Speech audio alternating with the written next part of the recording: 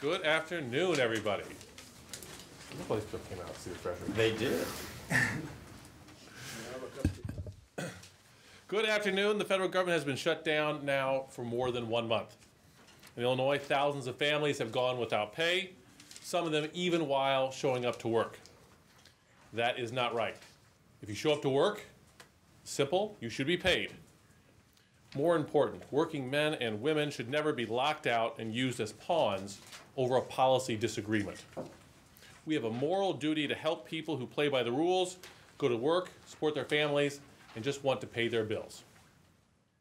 All of which is in jeopardy because the president agreed to legislation to fund the government and then reneged on his promise. Remember, that's how we got here today. The House and Senate each passed funding legislation understanding the president would sign it, and then he didn't. As a result, federal workers in Illinois and throughout our country are being held hostage, and this cannot be allowed to stand, regardless of your political persuasion. Today, the governor and I joined forces to announce an innovative loan program to help middle-class families impacted by the government shutdown. We will use our link deposit program to collateralize financial institutions. In turn, these financial institutions will offer low-interest loans to qualified federal workers. The Illinois Treasury will commit up to $100 million to this effort, and we welcome banks and credit unions to join us to help the men and women who simply want to go back to work and to be paid. The $100 million comes from our state's $12 billion in Illinois investment portfolio. The $100 million is moving from one financial instrument to helping working families in our state. And as such, this shifting of investment money will not strain Illinois' finances. We do not make this decision lightly. However, we cannot stand on the sidelines and not help those who simply want to help themselves and their country. Missing a paycheck, or two, or maybe more, with no end in sight, has real consequences.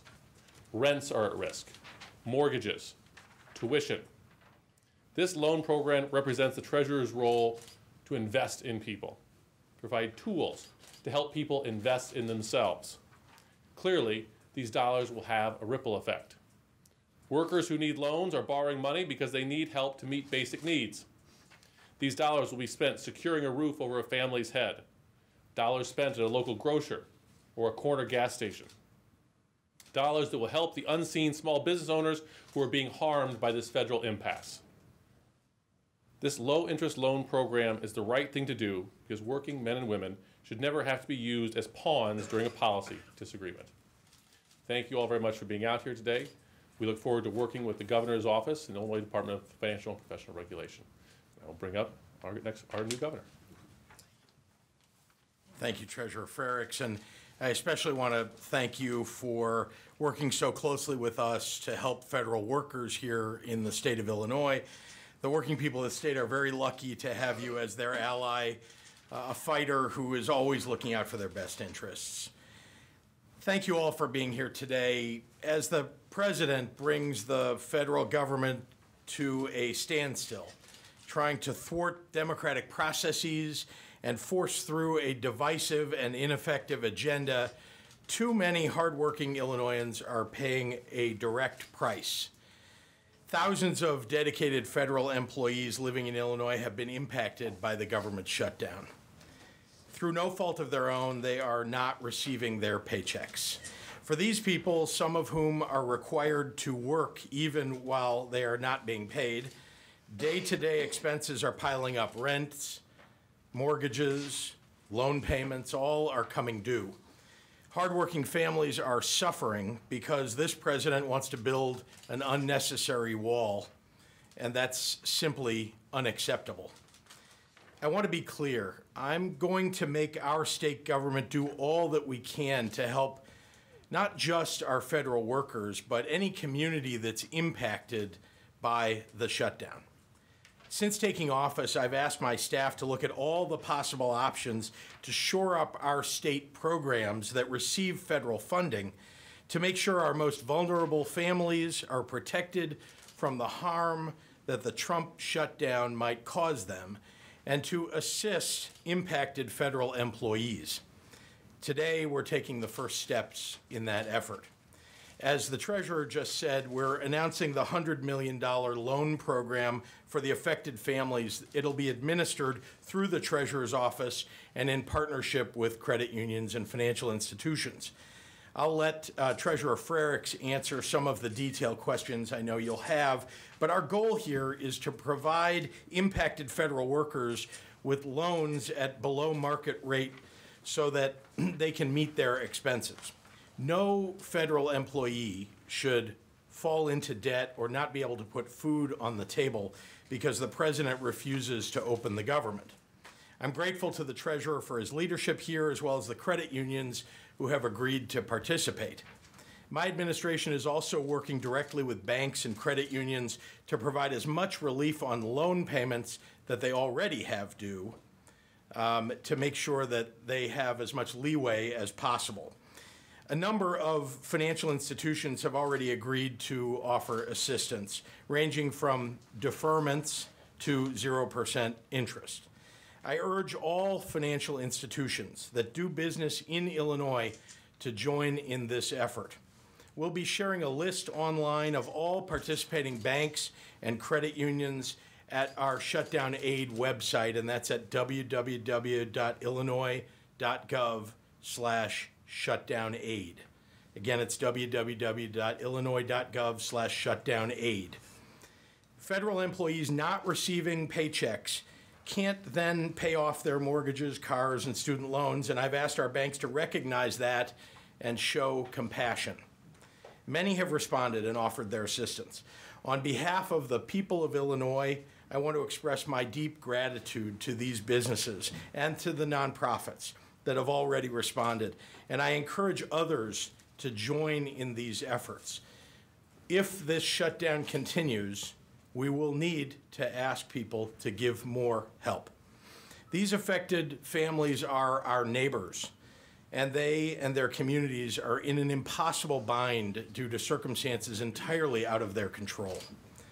Finally, the Illinois Department of Commerce and Economic Opportunity is also offering winter heating assistance to qualified federal workers through the Low-Income Home Energy Assistance Program, that's LIHEAP.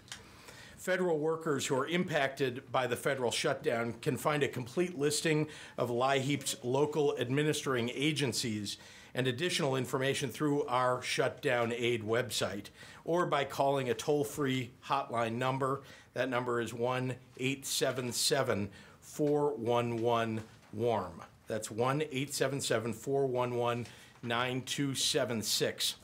I want all Illinoisans impacted by the shutdown or worried about the prospect of a long-term shutdown to know that their state government is doing everything in our power to help.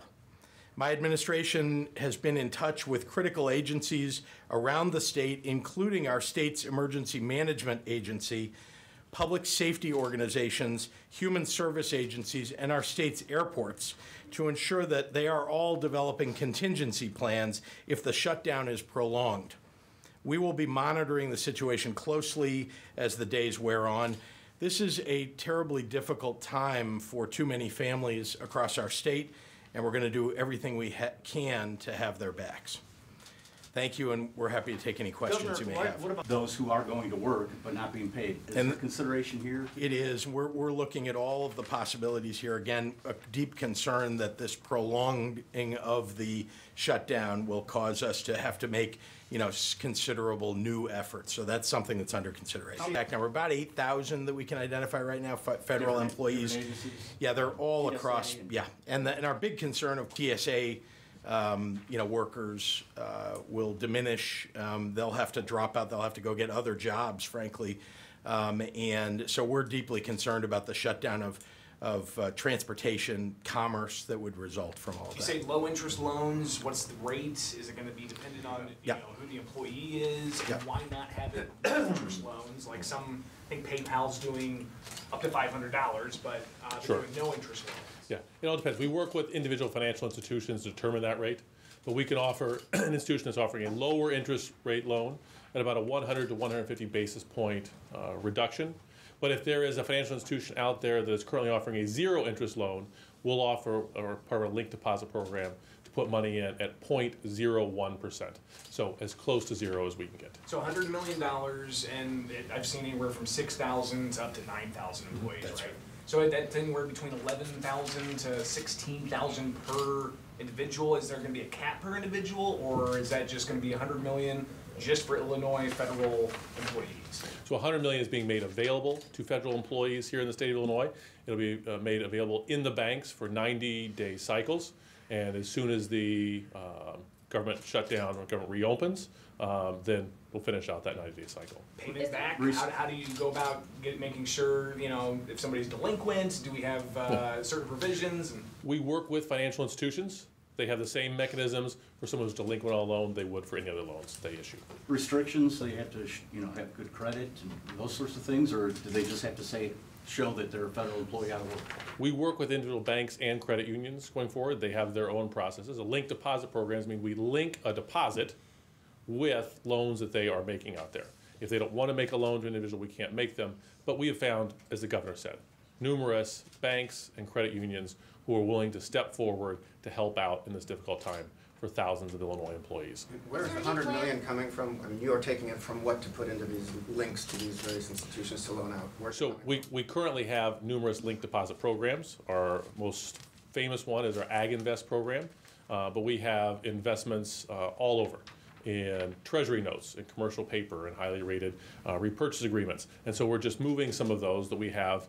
We try and keep a certain amount liquid that we're able to make available to banks. Are there any programs that are going to be open to people relying on SNAP? Because I know in a few weeks they could be in another critical condition where they don't know when their next meal. Again, this is an ongoing process, and you're right to be concerned about that. Just as I mentioned, yet another, the problem with TSA and looking at how would we substitute, who would we substitute if there weren't TSA workers. Similarly, the issue around SNAP benefits. We do not want the people of Illinois, particularly the most vulnerable people in the state, to be ill-affected by this shutdown. Right now, we seem to be okay. We have the ability in programs that are partially funded by the federal government, that are also partially funded by the state government, to continue to fund those programs, possibly through March. And so we've looked at that, but the longer this wears on, the more difficult it becomes for the families of Illinois, and then at some point it becomes more difficult, even so, for the fiscal condition of the state. Could there be financial assistance open to those people who fall into that category if, say, this goes on beyond March? There might be, and again, we're going to take this on a daily and weekly basis, but we are monitoring it extremely closely because, just as your questions imply, there are a lot of people who aren't federal employees who are nevertheless affected by this federal shutdown. Governor, have you talked to Senator Durbin, Senator Duckworth? What do you want them to do? There's two options they're going to have in front of them tomorrow. One is to open the government. The other one's to open the government with $5.7 billion in border wall funding. So, I mean, do you just want them to act on both in a positive manner, or how do you want them to? Look, the president is being completely unreasonable here. This is no way to run a government. This idea of threatening everybody to get what you want. You've got to work together with people. He's been unwilling to do that. I encourage our legislators, Republicans and Democrats, to continue a dialogue with the White House to convince them to, come down off the ledge that they're on, this threat to the nation, frankly. And I'm going to continue to work with them to do whatever I can to encourage the White House and legislators that are standing with them to come down off of this and to end the shutdown. And remember, I want to say one more thing. I'm sorry, just one more thing in answer to that question. It's not just Democrats affected by this shutdown. Republicans are affected all across the nation, all across the state of Illinois. It doesn't matter what political party you belong to. People are being hurt. And it shouldn't be that in order to get some political end, we're hurting everybody in the nation. And that's what's truly disturbing about what the president is doing. You got to sit down, you got to work it out, and he's been unwilling to compromise on it. In fact, there was a compromise, as you know, that was passed and sent to the president. He unwilling to, after saying that he would favor that, then backed away from it. So I don't know. All I can say is they've got to sit down at the table and get something Should there done. be border Last security question. though? Should there be more stringent border security? Because that seems to be what the president's really after, is just making sure that there's some kind of barrier. He's even conceded and said drones and other, searching technology and whatnot. But Yep. where do you stand on border security? Is the wall immoral? Very important to me that we get comprehensive immigration reform. That's actually the best border security that we can get. Would you accept the wall? Thank you. Thank you very much. everyone. Mr. Treasurer, Yeah. technical question about the loans. Who collects the interest? The banks, well, we collect interest from the banks, but at a lower rate than they would issue it out. I just want to make one comment here. 3.5 years ago, I stood in a similar place here. I want to commend the governor's office for reaching out and working very closely with us on this. We were able to get the loan program up and running quickly because 3.5 years ago, there was a state shutdown where state workers thought they would go without pay until they were taken, the administrator was taken to court and ruled that state employees had to be paid. We had worked with banks and credit unions to set up a state program at the same time. At that time, you saw a leader who was willing to push their own legislative own priorities, were willing to hold state employees hostage. I think we see a similar thing here today. So when that happened with former Governor Rauner, you're saying that he did not show any indication he was willing to do a type of loan program? No, no reaching out to us. I think he liked the leverage that put in place. However, the courts ruled that employees had to be